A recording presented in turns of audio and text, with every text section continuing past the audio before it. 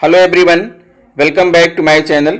दोस्तों, आज धनतेरस के पावन पर्व पर भगवान कुबेर का खजाना आपके लिए खुल जाए, माँ लक्ष्मी की कृपा आपके परिवार पर बनी रहे और आप खुशियों पूर्वक दीपावली का पर्व मनाएं, ये मेरी शुभकामना है।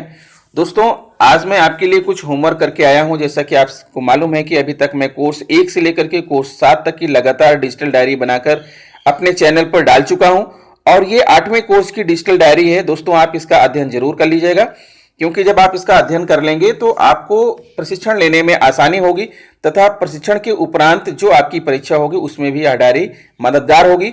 इसमें दोस्तों अभी सिर्फ प्रश्नोत्तरी भर नहीं है, क्योंकि जब आपका प्रशिक्षण आ जाएगा तो मैं इस पीडीएफ में प्रश्नोत्तरी को ऐड कर दूंगा। तो जब तक दोस्तों आप इसका अध्ययन करते रहिए, तो आइए हम आपको दिखाते हैं डिजिटल डायरी कोर्स 8 पर्यावरण अध्ययन का शिक्षण शास्त्र। कोर्स 8 जैसा कि आप देख पा रहे हैं, पर्यावरण अध्ययन का शिक्षण शास्त्र, यह मॉड्यूल निम्नलिखित बिंदुओं पर चर्चा करता है। आइए देखते हैं कौन कौन से वो बिंदु हैं। मॉड्यूल के अधिगम के उद्देश्य, प्राथमिक स्तर पर प्रकृति स्थिति और पाठ्यक्रम संबंधी अपेक्षाएं, सीखने के प्रतिफल और शैक्षणिक दृष्टिकोण। शैक्षणिक दृष्टिकोणों को समझाने के लिए जल विषय को एक उदाहरण के रूप में लिया गया है। विविधता, जेंडर, कला और सौंदर्य, मूल्यों आदि जैसे मुद्दों की देखरेख के भी यथासंभव समुचित प्रयास किए गए हैं। इसमें यह भी शामिल है कि कैसे शिक्षण अधिगम प्रक्रिया के साथ आकलन को समेकित किया जा सकता है। फिर देखते हैं कि अधिगम के उद्देश्य क्या हैं।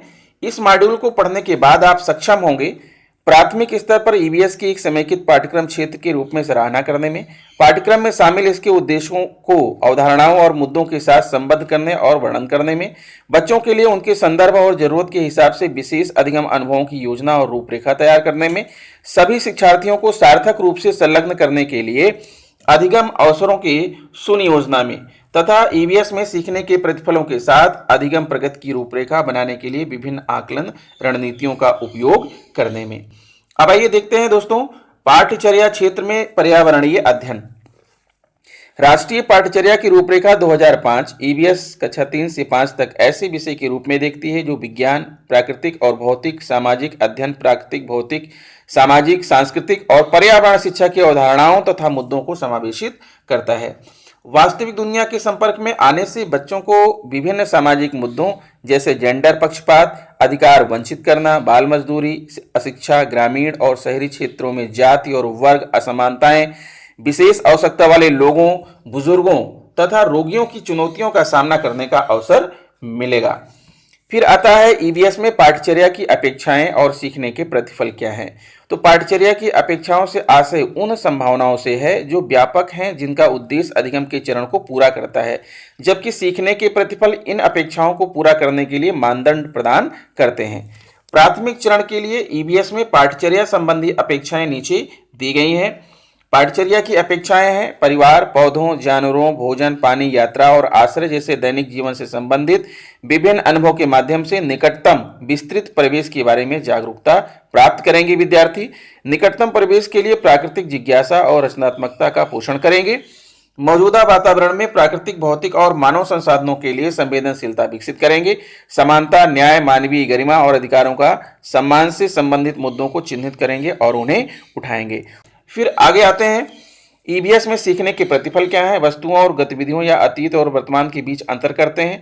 सरल मानक इकाइयों में स्थानिक मात्रा और समय का आकलन तथा सरल उपकरण प्रणालियों का उपयोग करके सत्यापित करते हैं। वस्तुओं, गतिविधियां, स्थानों पर विभिन्न तरीकों से टिप्पणियां, अनुभवों, सूचनाओं को दर्ज करते हैं और प्रतिमानों का पूर्वानुमान लगाते हैं। चित्र, रूपरेखा, प्रारूप, मॉडल, नक्शे, कविताएं और नारे बनाते हैं। पालतू जानवरों और आसपास के अन्य जीवों के लिए संवेदनशीलता प्रदर्शित करते हैं। फिर आता है ईवीएस के शिक्षण अधिगम के लिए संसाधन और रणनीतियां क्या क्या हैं। तो बच्चे स्वभाव से जिज्ञासु होते हैं और यह उनके सवालों, अन्वेषण, वृत्ति और चीजों के होने के पीछे के कारणों को लेकर आग्रहों में व्यक्त होता है। बच्चे ज्ञान के निष्क्रिय प्राप्तकर्ता नहीं है, बल्कि सभी बच्चे स्वयं अधिगम में सक्षम हैं। शिक्षकों को मात्र सूचना प्रदाता बनने की बजाय सुविधा प्रदाता यानी सुगमकर्ता बनने की आवश्यकता है। अवलोकन करना, चर्चा करना, व्यक्त करना, स्पष्ट करना, वर्गीकरण करना, संवाद करना, प्रयोग करना, पूर्वानुमान लगाना आदि प्रक्रियाओं को शिक्षक अपने कौशल का इस्तेमाल करके सार्थक बनाएं। फिर आता है अब जो है रणनीतियों में है, पहला परियोजनाएं। परियोजनाएं एक महत्वपूर्ण शिक्षण साधन का गठन करती है जिसे किसी व्यक्ति या विद्यार्थियों के समूह को आवंटित किया जा सकता है। शिक्षक परियोजनाओं को विषयवार या अध्यायवार पहचान करने और परियोजनाओं की योजना बनाने तथा रूपरेखा तैयार करने में विद्यार्थियों की भागीदारी सुनिश्चित कर सकते हैं। फिर चर्चा, अगला रणनीति है चर्चा। चर्चा समूह में सामाजिक संपर्क के माध्यम से अधिगम में मदद करती है। ज्ञान का सार्थक निर्माण तब होता है जब विचार और अनुभव दूसरों के साथ चर्चा के माध्यम से साझा किए जाते हैं। शिक्षक समकालीन प्रासंगिकता के मुद्दों और सरोकारों पर अपनी चर्चा को आगे बढ़ाने के लिए अखबार के विवरण, टीवी रिपोर्ट्स या कुछ केस स्टडी का उपयोग कर सकते हैं। दोस्तों, मैं बताना चाहूंगा कि पीडीएफ का पासवर्ड क्या है। दोस्तों, पीडीएफ का पासवर्ड मैं दे रहा हूं इस वीडियो के लिए जो है 2345 ध्यान दीजिएगा, पासवर्ड है 2345। फिर से बता रहा हूं, पासवर्ड होगा आपका 2345। आगे बढ़ते हैं। अगली रणनीति है प्रयोग और अन्वेषण। प्रयोग और अन्वेषण बच्चों को जांच करने, निरीक्षण करने, सृजन करने, चर्चा करने, गंभीर रूप से सोचने, वर्गीकृत करने, विश्लेषण करने, तर्क करने और निष्कर्ष निकालने के लिए प्रोत्साहित करते हैं। बच्चों को जहां कहीं भी संभव हो अधिक अन्वेषण के लिए प्रोत्साहित किया जाना चाहिए। अगली रणनीति है सर्वेक्षण और साक्षात्कार। सर्वेक्षण बच्चों को सार्थक अंतर्दृष्टि प्रदान करने के लिए जानकारी प्राप्त करने, एकत्रित करने और उपयोग करने में मदद करता है। बच्चों को स्वयं प्रश्न तैयार करने और इकट्ठा की गई आधार सामग्री का उपयोग करके विवरण तैयार करने के लिए प्रोत्साहित किया जा सकता है। लोगों के साथ बातचीत और उनका साक्षात करना, संचार कौशल को बढ़ाने, प्रश्नों को तैयार करने और सवाल पूछने, प्रतिक्रिया को दर्ज करने, विवरण तैयार करने आदि के कौशल विकसित करने में मदद करता है। अगली रणनीति है अनुभव साझा करना। शिक्षक ऐसी परिस्थितियां निर्मित कर सकता है जहां प्रत्येक बच्चा बिना किसी हिचकिचाहट के विचार साझा करने में सक्षम हो। अभिव्यक्ति के अवसर मौखिक, लिखित, चित्र बनाकर या किसी अन्य रूप में हो सकते हैं। फिर अगला पॉइंट है भूमिका निर्वहन। प्राथमिक कक्षा के बच्चों को व्यवहारिक और प्रस्तुति देने वाली गतिविधियों में भाग लेना अच्छा लगता है।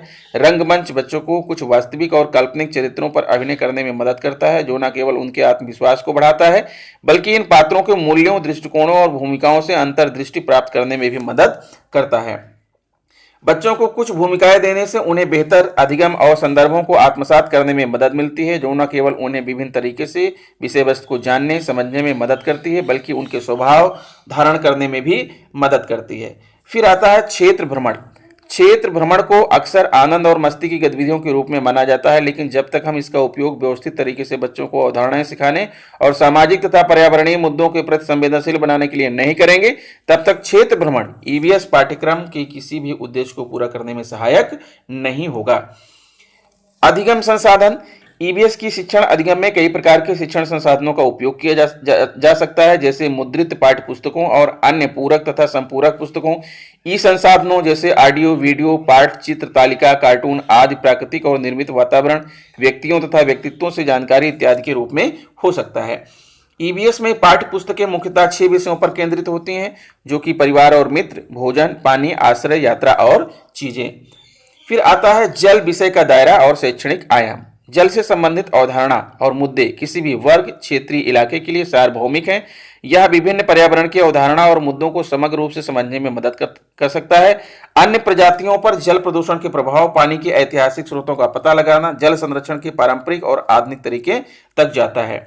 अब जैसा कि आप दोस्तों यहाँ पर देख पा रहे हैं, आप जो है यहाँ पर हमने आपको एक चार्ट बनाया है। पानी जो है सेंटर में है। पानी तक पहुंच और असमान वितरण, पानी के स्रोत, पानी के गुण, पानी का सांस्कृतिक महत्व, अपव्यय संरक्षण, पानी की उपलब्धता और भंडारण आदि पर जो है बच्चों से चर्चा और बातचीत की जा सकती है।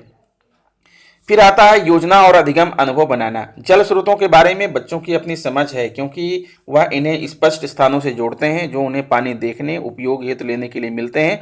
और कुछ बच्चे जल के स्रोतों के बारे में कुछ वैकल्पिक रूपरेखा तथा वैकल्पिक अवधारणाओं को भी मन में आश्रय दे सकते हैं।